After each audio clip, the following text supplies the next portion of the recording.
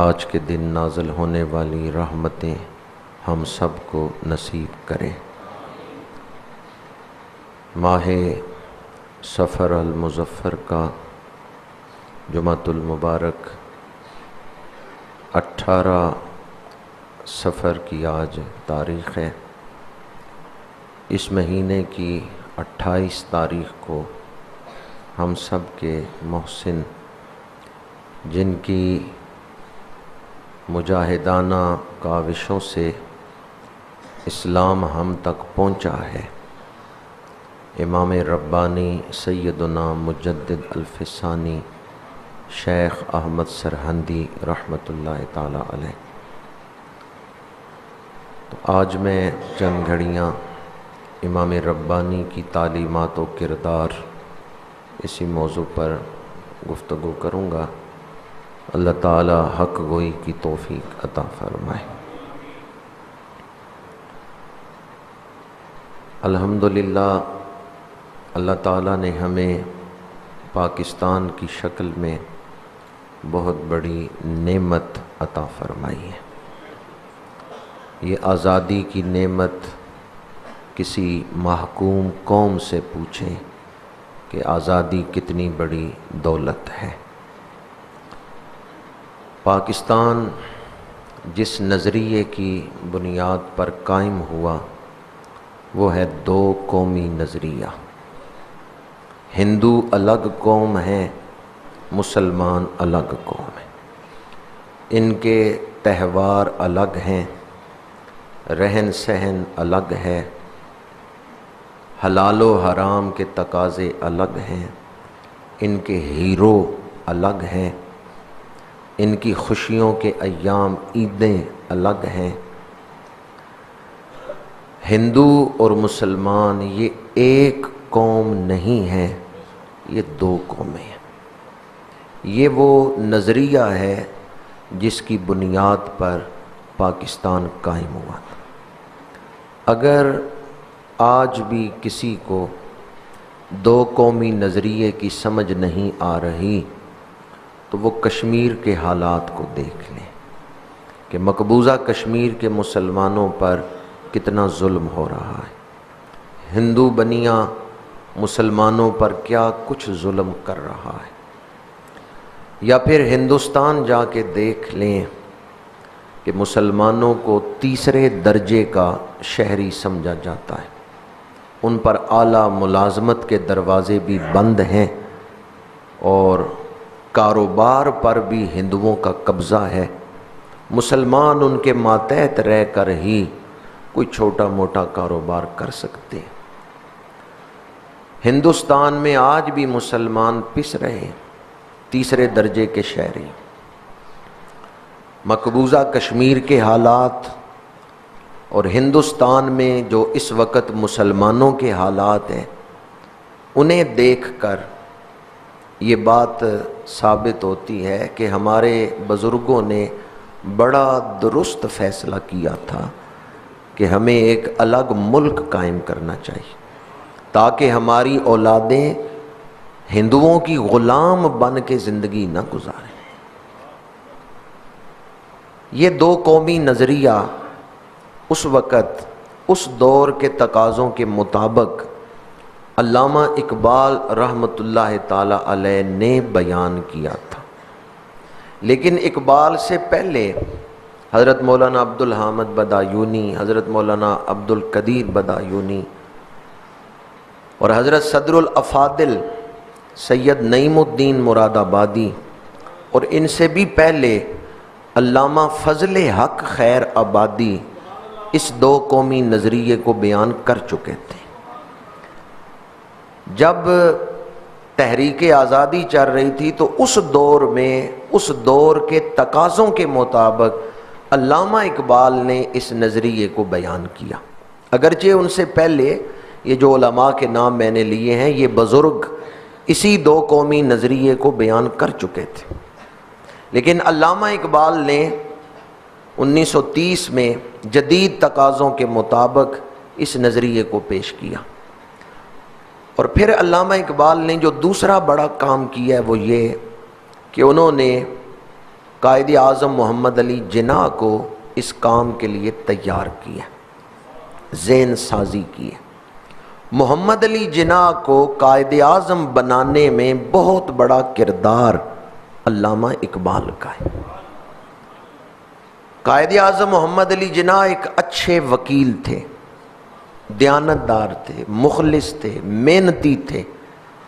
انہوں نے دنیا کی عدالت میں پاکستان کا کیس جیت کے دکھایا ہے، بڑی محنت کی ہے انہوں نے، لیکن یہ پاکستان کا نظریہ قائد اعظم نے پیش نہیں کیا۔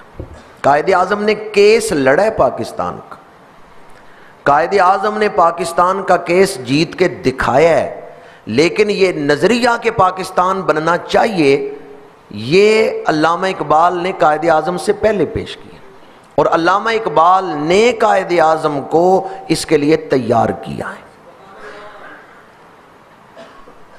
علامہ اقبال کا کلام پڑھیں تو پتہ چلتا ہے، ابتدا میں تو قائد اعظم جو ہیں وہ کانگریس میں تھے، بعد میں وہ کانگریس کو چھوڑ کے مسلمانوں کی قیادت کے لیے ادھر آئے، تو اس میں علامہ اقبال کا بڑا کردار۔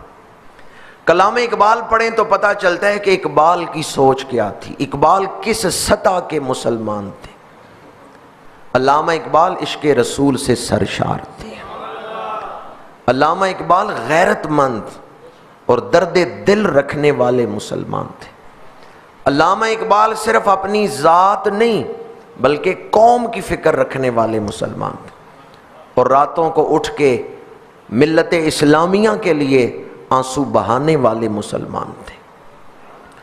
اپنے دکھ درد کو دور کرنے کے لیے تو ہر کوئی روتا ہے، دعائیں کرتا ہے، پر اقبال وہ ہیں جو امت مسلمہ کے لیے آنسو بہاتے تھے، حضور کی امت کے لیے اللہ کی بارگاہ میں دست دعا پھیلاتے تھے۔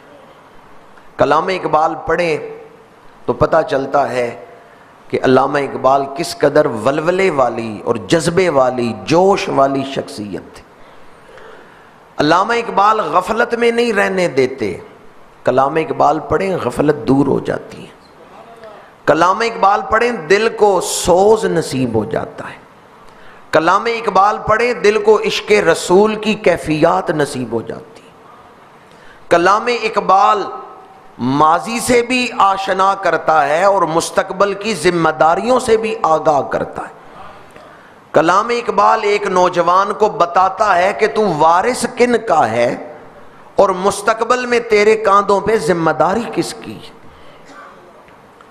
تو علامہ اقبال نے دو قومی نظریہ بیان کرنے میں اس دور کے اندر قائدانہ کردار ادا کیا۔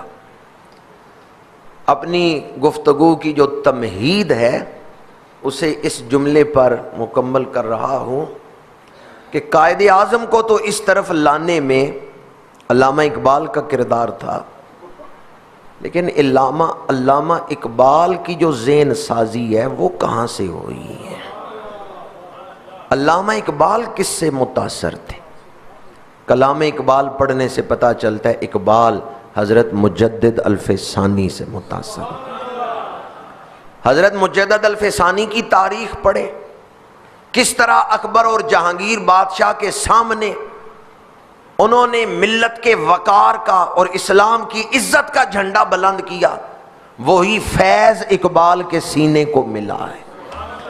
اور اقبال لکھتے ہیں حاضر ہوا میں شیخ مجدد کی لحد پر، حاضر ہوا میں شیخ مجدد کی لحد پر، وہ خاک جو زیر فلک ہے مطلع انوار، مطلع انوار۔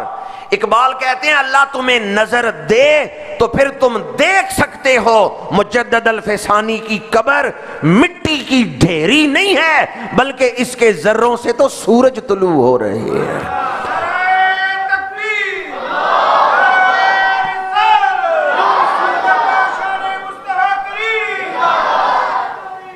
حاضر ہوا میں شیخ مجدد کی لحد پر، وہ خاک جو زیر فلک ہے مطلع انوار، جس خاک کے ذروں سے شرمندہ ستارے، جس خاک میں پوشیدہ ہے وہ صاحب اسرار، گردن نہ جھکی جس کی جہانگیر کے آگے، ہے جس کے نفس گرم سے گرمی احرار، وہ ہند میں سرمایہ ملت کا نگہباں، اللہ نے بر وقت کیا جس کو خبردار، وہ ہند میں سرمایہ ملت کا نگہباں۔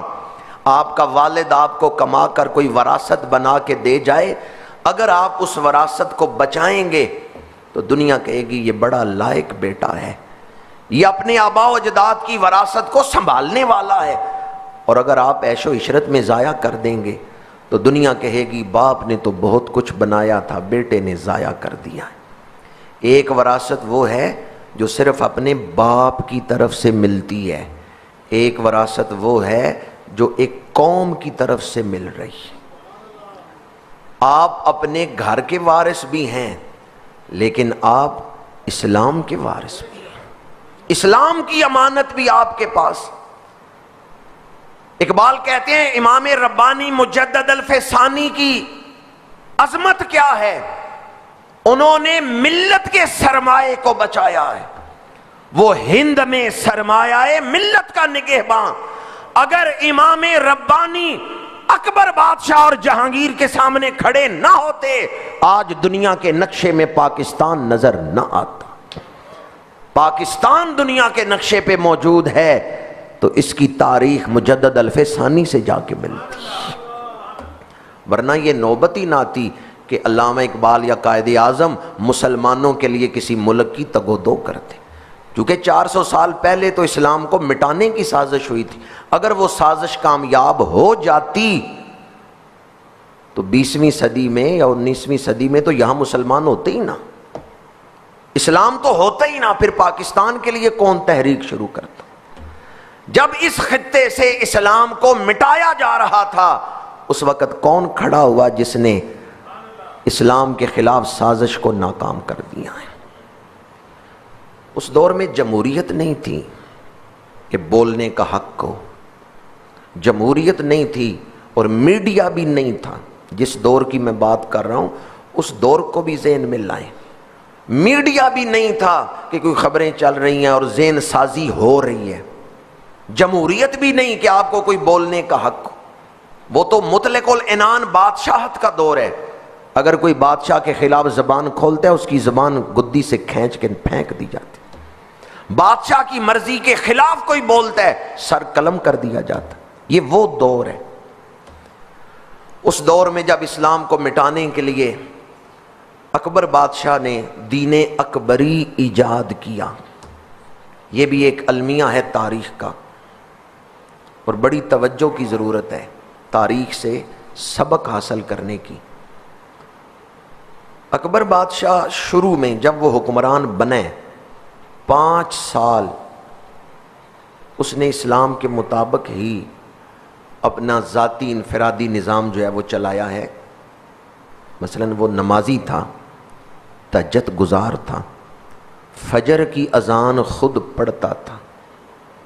کیسا بادشاہ ہے، فجر کی اذان خود مسجد میں آ کے پڑھتا ہے، اور فجر کی نماز پڑھا کے امام صاحب نکلتے ہیں تو وہ اپنے ہاتھوں سے ان کے پیروں میں جوتے پہناتا ہے۔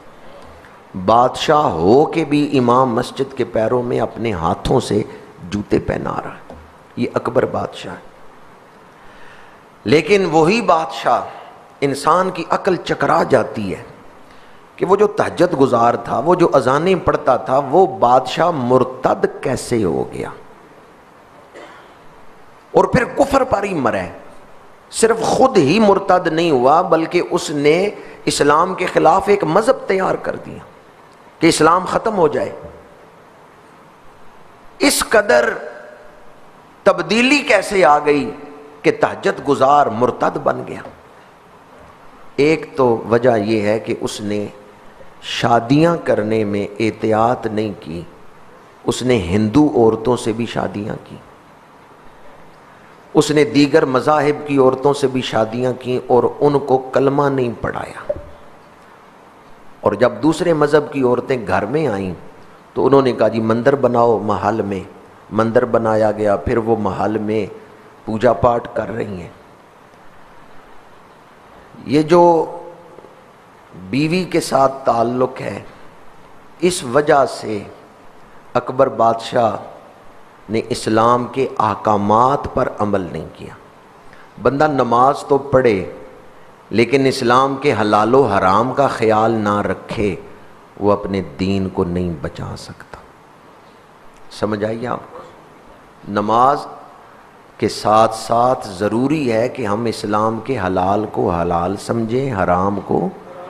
بندہ عبادت کر لے، اذان پڑھ لے اور پھر کہ اب ہر حرام میرے لیے حلال ہو گیا، اس نے حلال حرام کا فرق نہیں رکھا، عبادت کرتا رہے۔ اور یہاں بہت بڑی گمراہی کی اصلاح کرنا چاہتا ہوں کہ چند اعمال کر کے ہمیں یہ نہیں سمجھ لینا چاہیے کہ اب میں جنتی ہو گیا ہوں، بلکہ اپنا احتساب کرتے رہنا چاہیے، اپنا احتساب کرتے رہنا چاہیے۔ ایک دن تو حساب ہوگا لیکن اس سے پہلے خود اپنا حساب کرتے رہنا چاہیے۔ اگر بندہ نمازیں بھی پڑھتا رہے، سود بھی کھاتا رہے، نمازیں بھی پڑھتا رہے، بے حیائی بھی اپناتا رہے، تو پھر وہ جنت کے راستے پہ چل رہے کہ دوزخ کے راستے پہ چل رہے؟ اکبر بادشاہ نے ابتداً عبادت تو کی ہے، لیکن اس نے شرم و حیا کو نہیں اپنایا، اور کردار کی تعمیر میں شرم و حیا کی بڑی اہمیت ہے۔ جو المیہ اکبر بادشاہ کے ساتھ پیش آیا تھا، آج میری قوم کے نوجوانوں کو بھی درپیش ہے۔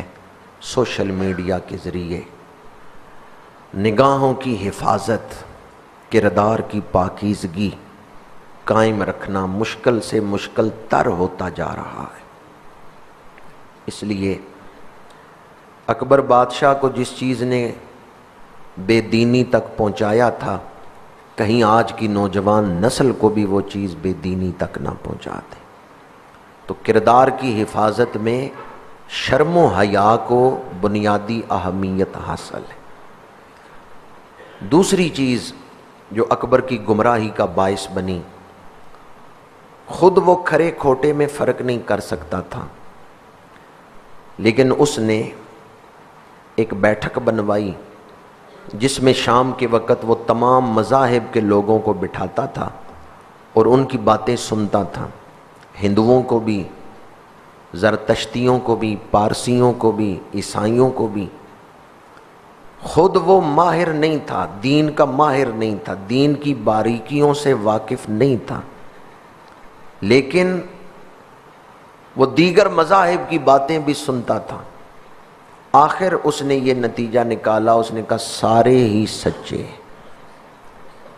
سب کو اس نے سچا کہہ دیا، جبکہ قرآن نے دو ٹوک الفاظ میں بیان کیا ہے، ان الدین عند اللہ الاسلام، اور دوسرے مقام پہ وَمَن يَبْتَغِ غَيْرَ الْإِسْلَامِ دِينًا فَلَن يُقْبَلَ مِنْهُ، جو اسلام کے علاوہ کسی دین کو چاہے گا اس سے وہ قبول، دین ہے تو صرف اسلام، دین ہے تو صرف اسلام ہے، اسلام کے سوا کوئی اللہ کی بارگاہ میں دین پیش کرے وہ قبول نہیں ہو۔ اکبر بادشاہ نے کہا سارے ہی سچے۔ جب تک آپ کھرے کھوٹے میں فرق نہیں کر سکتے تو آپ اپنے آپ کو اس آزمائش میں کیوں ڈالتے، اس امتحان میں کیوں ڈالتے؟ یہی المیہ آج کے نوجوان کو بھی درپیش ہے۔ وہ موبائل میں سب کو سن لیتے ہیں، پھر کنفیوز ہو جاتے ہیں بھائی ان میں سچا کون ہے۔ اگر آپ دین کے اصولوں سے واقف نہیں، میرے پاس کوئی آدمی پیتل کا زیور لے آئے نا، پیتل کا، اور مجھے کہ یہ سونا ہے، عین ممکن ہے میں پیتل کو سونا سمجھ لوں۔ آرٹیفیشل زیور لے آئے اور مجھے کہے بھئی یہ اصل سونا ہے، عین ممکن ہے کہ میں اس کو اصل سونا سمجھ لوں، لیکن وہی آدمی پیتل کا زیور جو ہے وہ بنا کے لے جائے سنیارے کے پاس، اور سنیارے کو کہ بھئی سونے کی قیمت دو، سنیارا بھی دھوکہ کھا جائے گا، کیونکہ سنارا تو باریکیوں کو جانتا ہے، وہ تو پہچان لے گا نظر ڈالتے کہ یہ پیتل ہے یا سونا ہے۔ تو جو آدمی جس شعبے سے وابستہ ہوتا ہے وہ اس کی باریکیوں کو جانتا ہے۔ اگر آپ دین کے اصولوں سے واقف نہیں، دین کی گہرائی، ایمان کیا چیز ہے اس سے ہی واقف نہیں، ایمانیات کی گہرائیوں سے واقف نہیں، اور آپ رتب و یابس سب کو سن رہے ہیں اور پھر فیصلہ کرنے کے لیے معیار اپنے ذہن کو بنا لیا ہے، تو پھر گمراہی مقدر۔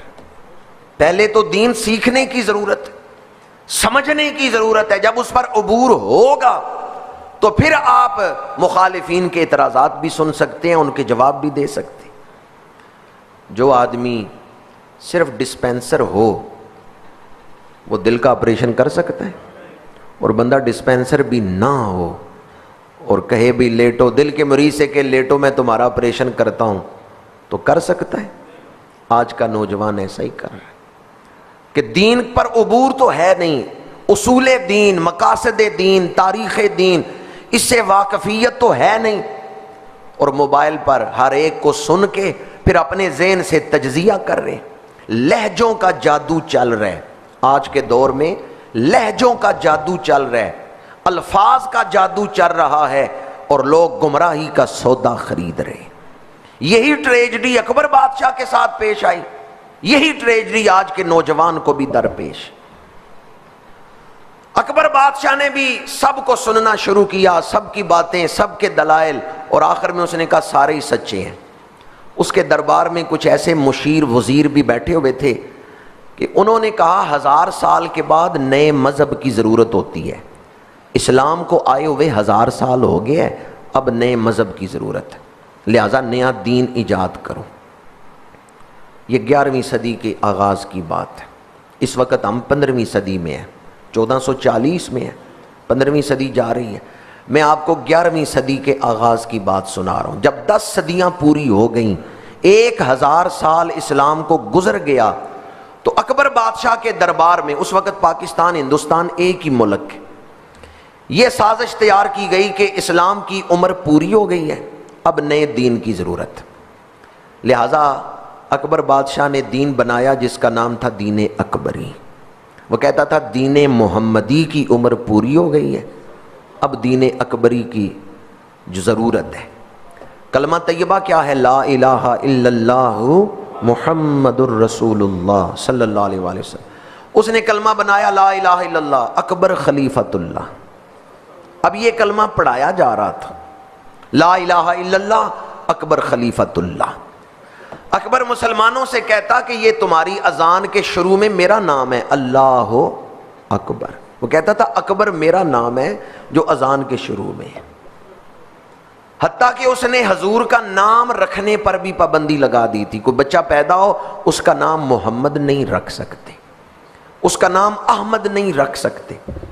اگر بادشاہ کو پتا چلتا کہ فلاں مسلمان کے گھر بچہ پیدا ہوا ہے اور اس نے نام محمد رکھا ہے، وہ جبرن نام تبدیل کروا دیتا تھا، نام بدلوا دیتا تھا کہ یہ نام چینج کر دو، وہ سختی کرتا تھا، محمد یا احمد نام رکھنے کی اجازت نہیں دیتا تھا۔ چند سال پہلے برطانیہ کی ایک تنظیم نے رپورٹ شائع کی تھی، اسے پڑھ کر اور اکبر کے حکم کو پڑھ کر میرے دل میں ایک آیت مبارکہ کی تفسیر کے حوالے سے یہ نقطہ آیا کہ اکبر بادشاہ نے حضور کا نام رکھنے پہ پابندی لگا دی تھی۔ چند سال پہلے برطانیہ کی ایک تنظیم نے رپورٹ شائع کی ہے کہ اس وقت دنیا میں سب سے زیادہ نام کون سا رکھا جا رہا ہے، تو انہوں نے کہا اس وقت دنیا میں سب سے زیادہ محمد نام رکھا جا رہا ہے۔ وَرَفَعْنَا لَكَ ذِكْرَكَ۔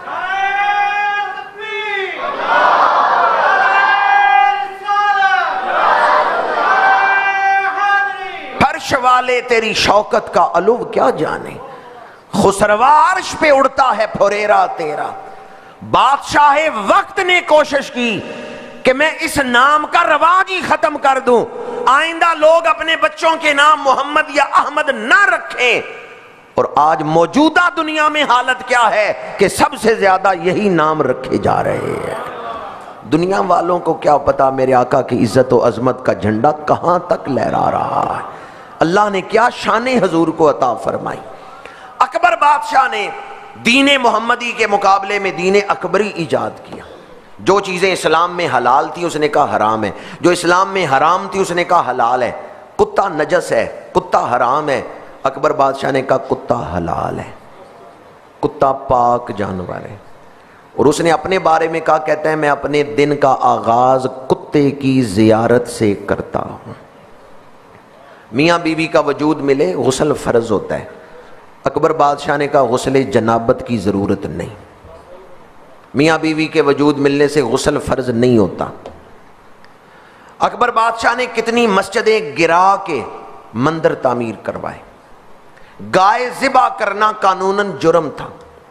اگر کوئی گائے ذبح کرتا اس کو گرفتار کر لیا جاتا، اس کو جیل میں ڈال دیا جاتا. یہ اکبر بادشاہ کے دور میں کوئی داڑھی رکھ کے بادشاہ کے دربار میں نہیں آ سکتا تھا.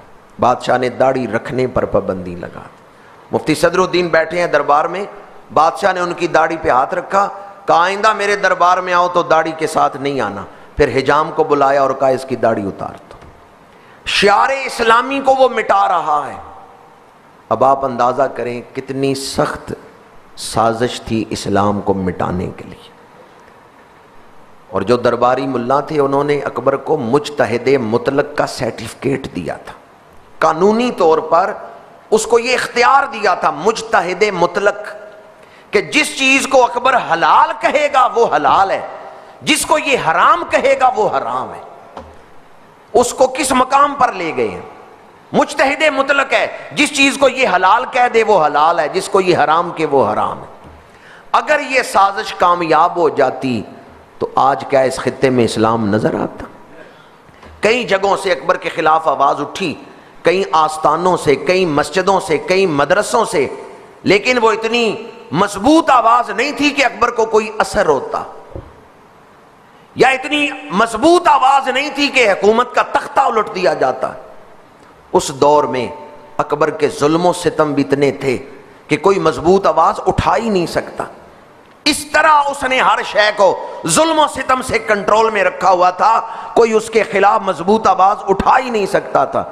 اس وقت اللہ تعالیٰ نے اگر اس کام کے لیے چنا ہے تو سرہند کے ایک درویش کو چنا ہے جن کی رگوں میں فاروق اعظم کا خون ہے. امام ربانی اپنے مرشد کو ایک خط میں لکھتے ہیں، جب کبھی میں شریعت کے خلاف کوئی کام دیکھوں، میرے سامنے شریعت کے خلاف کوئی کام ہو، رگے فاروقیم در حرکت آمد، تو میری رگے فاروقی پھڑک اٹھتی ہے، میں دین کو بٹتے ہوئے دیکھ نہیں سکتا.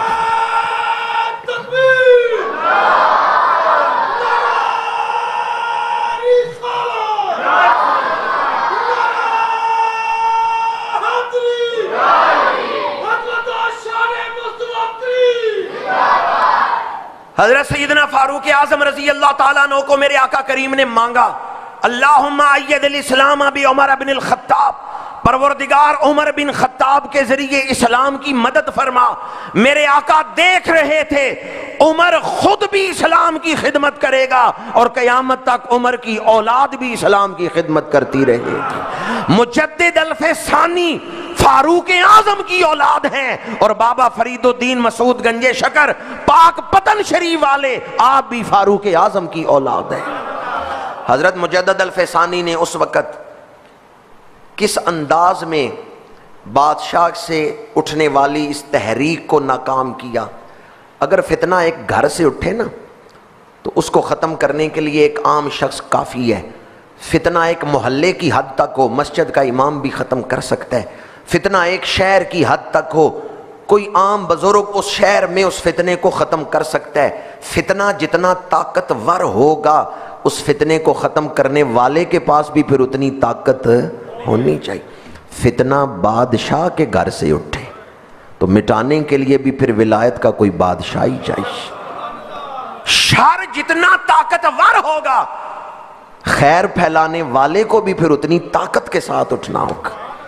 فتنہ بادشاہ کے گھر سے اٹھا ہے تو اللہ کریم نے اس فتنے کو مٹانے کے لیے بھی پھر فاروق اعظم کے اس بیٹے کو چنا ہے جن کے بارے میں ان کے مرشد فرماتے ہیں. عام طور پہ مرشد اپنے مریدوں کی تعریف اس طرح نہیں کرتے. مرشد مریدوں کی، مرید تو مرشدوں کی تعریف کرتے ہیں. مرید مرشد کی، شاگرد استاد کی تعریف تو کرتا ہے، لیکن آپ امام ربانی کے حالات پڑھ کے دیکھیں، آپ کے مرشد خواجہ باقی باللہ فرماتے ہیں ہم جیسے لوگ احمد سرہندی کے سامنے اس طرح ہیں جس طرح سورج کے سامنے ستارے ہوتے ہیں، یعنی سورج نکلے تو ستارے چھپ جاتے ہیں، ماند پڑ جاتے ہیں، چھپ جاتے ہیں۔ یہ مرشد فرما رہے ہیں اپنے مرید کے بارے میں۔ اور پھر خواجہ باقی باللہ فرماتے ہیں اس وقت روئے ارض پر احمد سرہندی سے افضل کوئی نہیں، اس وقت روئے ارض پر یہ سب سے زیادہ روحانیت والی شخصیت۔ یہ مرشد اپنے مرید کے بارے میں فرما رہے ہیں۔ امام ربانی سیدنا مجدد الفسانی رحمت اللہ تعالی علیہ نے کس طرح اکبر بادشاہ کے فتنے کا مقابلہ کیا؟ آپ نے اس دور میں افراد تیار کیے۔ بادشاہ کی فوج میں کتنے لوگ ایسے تھے جو آپ کے مرید تھے؟ خانِ خانہ، اسی طرح خانِ اعظم، مہابت خان، ہیبت خان، یہ آپ کے مرید تھے، اور ادھر اعلیٰ عہدوں پر فائز تھے۔ آپ نے ان کی تربیت کی، ان کی ذہن سازی کی، خطوط لکھ کے دنیا کے مختلف علاقوں میں بھیجے۔ امام ربانی کا فیض جو ہے وہ صرف انڈیا میں یا پاکستان میں نہیں ہے، اس وقت آپ کے سب سے زیادہ پیروکار پاکستان کے بعد ترکی میں ہیں۔ ترکی میں امام ربانی، بلکہ ترکی کے جو مفتی اعظم ہیں وہ بھی آپ کے سلسلے سے وابستہ ہیں، مجددی سلسلے سے۔ جرمنی میں، دنیا کے کئی ممالک میں ترکیوں کے مراکز پہ میں گیا ہوں، اور ترکی جس انداز میں امام ربانی کا ذکر کرتے ہیں ہمیں رشک آتا ہے کہ ہم سے بڑھ کر وہ محبت کا اظہار کر رہے ہیں۔ اس انداز میں دنیا بھر میں امام ربانی کے فیض یافتگان اس وقت موجود ہیں۔ تو امام ربانی نے مکتوبات شریفہ لکھے، دنیا کے مختلف خطوں میں بھیجے، تاکہ ان خطوں کے ذریعے لوگوں کی اصلاح ہو۔ وہ میڈیا کا دور نہیں تھا۔ دوسرا، آپ نے افراد تیار کیے۔ تیسرا، آپ نے براہ راست بادشاہ کی تربیت کا اہتمام کیا کہ بادشاہ کی تربیت کی جائے۔ اکبر بادشاہ نے تو آپ کی باتوں پر توجہ نہیں دی، اگرچہ اس نے اسلام کو مٹانے کے لیے اور امام ربانی کو معاذ اللہ ثم معاذ اللہ شرمندہ کرنے کے لیے مختلف طریقے اختیار کیے ہیں، اور ان میں وہ کامیاب نہیں ہوا، لیکن اس نے توبہ نہیں کی، اسلام کی طرف نہیں آیا، مرتد ہی مر گیا ہے۔ جہانگیر تخت پہ بیٹھا، جہانگیر نے امام ربانی کو دربار میں بلایا۔ جہانگیر کا بیٹا فرخ، شہزادہ فرخ، وہ آپ سے متاثر تھا۔ جب آپ جہانگیر کے دربار میں تشریف لے گئے تو اس وقت دربار میں رواج تھا کہ بادشاہ کو سجدہ کیا جاتا تھا، اور اس کا نام زمین بوسی رکھا گیا تھا، بادشاہ کو سجدہ کرنا ہے۔ امام ربانی تشریف لے گئے تو بادشاہ کو سجدہ نہیں کیا۔ جب آپ نے سجدہ نہیں کیا تو درباری جو وزیر مشیر تھے انہوں نے کہا کہ بادشاہ کی توہین ہوئی ہے، بادشاہ کے دربار کے اصول پائمال ہوئے ہیں، یہ دربار میں آنے والے نے سجدہ نہیں کیا۔ جہانگیر نے سختی کی، اس نے کہا مجھے سجدہ کریں، یہ میرے دربار کا اصول ہے۔ امام ربانی نے فرمایا اسلام میں غیر اللہ کو سجدہ جائز نہیں ہے، میں تمہیں سجدہ نہیں کر سکتا، میرا دین اجازت نہیں دیتا۔ شہزادہ فرخ آگے بڑھا، امام ربانی کے پاس آ کے آہستہ آواز میں آپ کے گوش مبارک میں کہتا ہے کہ حضور آپ کوئی درمیانی راستہ نکالیں، میرے باپ کی عزت بھی بچ جائے اور آپ کی جان بھی بچ جائے۔ تو آپ نے فرمایا اگر ہم فقیر بھی درمیانی راستے نکالنے لگ گئے تو پھر دین کا جھنڈا کس نے اٹھانا ہے؟ فرمایا میں درمیانی راستہ نہیں نکالوں گا، اسلام اجازت نہیں دیتا، میں سجدہ نہیں کروں گا۔ ایک درباری ملا بولا، اس نے کہا جان بچانے کے لیے سجدہ تعظیمی کرنا جائز ہے، اس وقت آپ کی جان کو خطرہ ہے، اگر آپ نے سجدہ نہ کیا سر قلم ہو سکتا ہے، تو جان بچانے کے لیے جیسے بقدر ضرورت حرام گوشت، خنزیر کا گوشت کھانا جائز ہے، جان بچانے کے لیے، پسند کرتے ہوئے نہیں مجبوراً، تو اسی طرح جان بچانے کے لیے آپ سجدہ کر لیں۔ امام ربانی نے فرمایا جس کو جان پیاری ہو، جو جان کو اہمیت دے، وہ سجدہ کر لے۔ فاروق اعظم کا بیٹا جان سے زیادہ ایمان کو ترجیح دے۔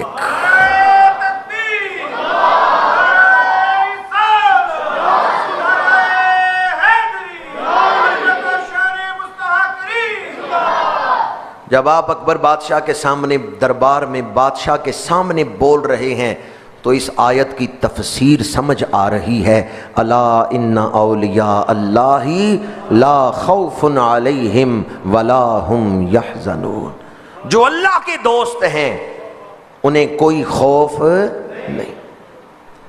عطا اسلاف کا جذبے دروں کر، شریک زمرائے لا یحزنوں کر۔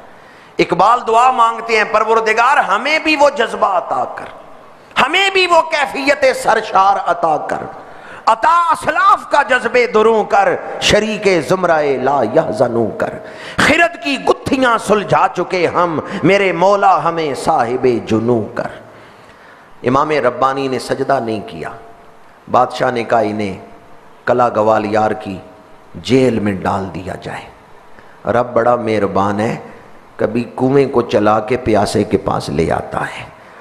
وہ جو قید میں دیگر مذاہب کے قیدی تھے ان کی ہدایت کا بھی رب نے انتظام فرما دیا ہے۔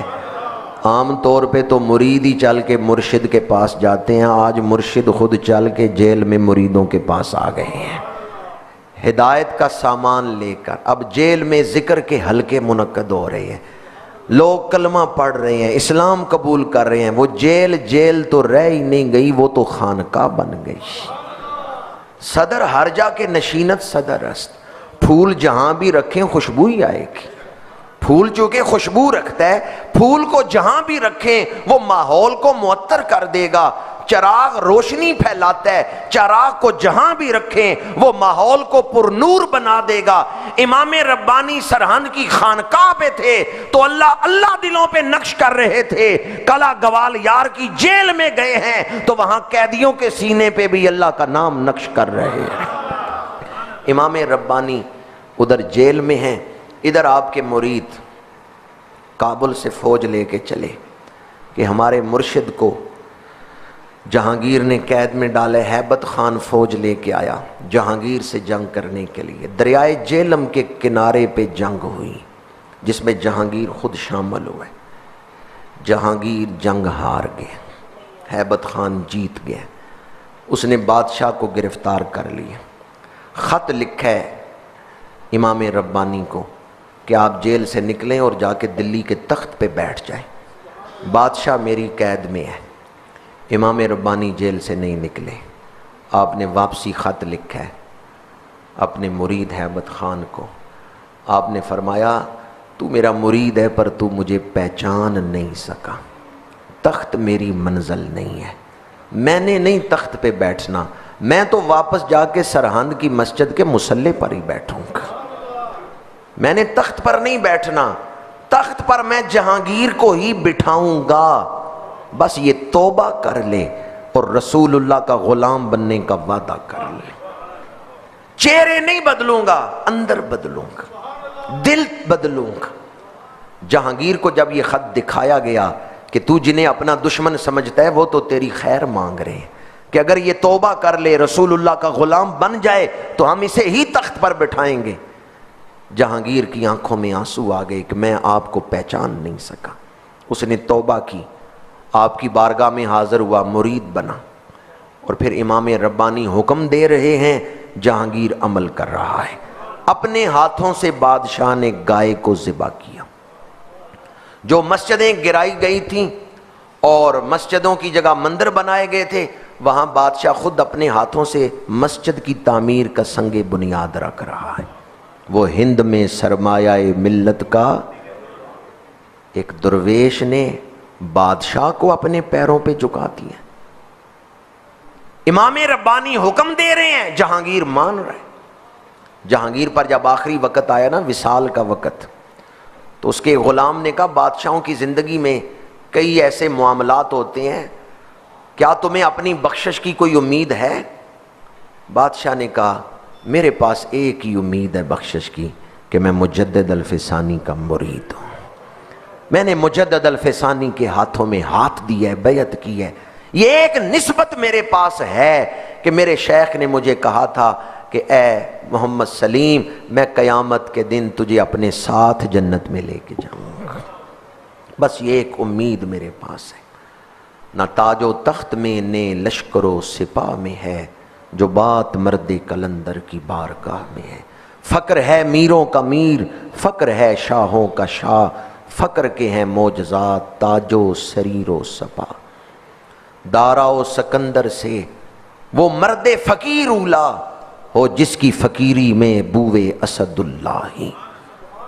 دارا و سکندر سے وہ مرد فقیر اولا، ہو جس کی فقیری میں بوئے اسد اللہ۔ امام ربانی نے سرحد سے اٹھنے والے ایک مرد درویش نے، مرد حق نے اسلام کے خلاف ہونے والی اس سازش کو ناکام فرما دیا اور اسلام کا جھنڈا بلند فرمایا۔ اگر اس دور میں امام ربانی یہ قدم نہ اٹھاتے، آج دنیا کے نقشے میں پاکستان نہ نظر آتا۔ وہ سازش اگر کامیاب ہو جاتی تو اس خطے سے اسلام مٹا دیا جاتا۔ اس بات کو حضرت شاہ ولی اللہ محدث دہلوی نے بھی بیان کیا ہے کہ ہماری گردنوں پر احسان ہے حضرت مجدد الفسانی کا، جنہوں نے اکبر اور جہانگیر بادشاہ کے سامنے اعلاء کلمت الحق کر کے دین کو بچایا ہے۔ میں اپنی گفتگو کو اس پیغام پر ہی سمیٹتا ہوں کہ امام ربانی سیدنا مجدد الفسانی شیخ احمد سرہندی رحمۃ اللہ تعالیٰ علیہ کے کردار اور سیرت کا ہمارے لیے پیغام کیا ہے کہ اگر تم مخلص ہو کہ اللہ کے دین کی خدمت کے لیے کمر بستہ ہو جاؤ تو میرا رب تمہاری مدد فرمائے گا۔ امام ربانی کے والد گرامی نے خواب دیکھا آپ کی ولادت سے پہلے اور اپنے مرشدوں کو جا کے سنایا، اور یہی خواب انہوں نے حضرت شاہ کمال کیتھلی رحمۃ اللہ تعالیٰ علیہ کو سنایا۔ خواب یہ تھا کہ جنگلی درندے بھیڑیے وہ آبادی میں آ گئے ہیں اور لوگوں کو ہلاک کر رہے ہیں۔ پھر میرے سینے سے ایک نور نکلا ہے اور وہ نور ایک تخت پہ روشن تخت پہ ظاہر ہوا ہے اور بھیڑیے اس کے سامنے پیش کر کے ذبح کیے جا رہے ہیں، اور یہ صدا بلند ہو رہی ہے قل جاء الحق وزاہق الباطل۔ تو حضرت شاہ کمال کیتھلی رحمۃ اللہ تعالیٰ علیہ نے فرمایا اس خواب کی تعبیر یہ ہے، اللہ تمہیں ایک بیٹا عطا فرمائے گا جو سنت کو قائم کرے گا اور گمراہی سے لوگوں کو نکالے گا۔ امام ربانی سیدنا مجدد الفسانی اکابرین امت میں سے ہیں اور آپ کے پوری امت پر احسانات ہیں۔ آج بھی اگر ہم مکتوبات امام ربانی کو پڑھیں تو موجودہ دور کے جو مسائل ہیں ان کا حل مکتوبات امام ربانی میں ہمیں مل جائے گا۔ مکتوبات امام ربانی روحانیت کا خزانہ ہے، اسلام کی عظمت کا شاہکار ہے اور صداقت اسلام کا روشن نشان ہے۔ اسی طرح موجودہ دور کے جو مسائل ہیں ان کا حل مکتوبات امام ربانی میں موجود ہے۔ ایک جملہ آپ کو سنا رہا ہوں امام ربانی کی تعلیمات کا۔ آپ فرماتے ہیں کسی کا دل نہ توڑو، دل رکھو، دل جوئی کرو۔ ہمارے آقا کریم صلی اللہ علیہ وآلہ وسلم کی سیرت کیا ہے کہ جس کی تسکین سے روتے ہوئے ہنس پڑے اس تبسم کی عادت پہ لاکھ۔ داڑھی شریف رکھنا حضور کی سنت ہے، امامہ شریف پہننا حضور کی سنت ہے، بسم اللہ شریف پڑھ کے کھانا شروع کرنا حضور کی سنت ہے، تو دل جوئی کرنا بھی حضور کی سنت، دل رکھنا بھی حضور کی سنت۔ اللہ تعالیٰ اس دور کے فتنوں سے ہمیں محفوظ فرمائے، اخلاق و کردار کی بلندیاں، اخلاق و کردار کا حسن اللہ ہمیں نصیب فرمائے۔ صوفیاء کی تعلیمات کی آج معاشرے کو بڑی اشد ضرورت ہے۔ اللہ تعالیٰ ان محسنین کی تعلیمات کو سمجھنے اور ان کو اپنانے کی توفیق عطا فرمائے۔ وما علینا الا البلاغ۔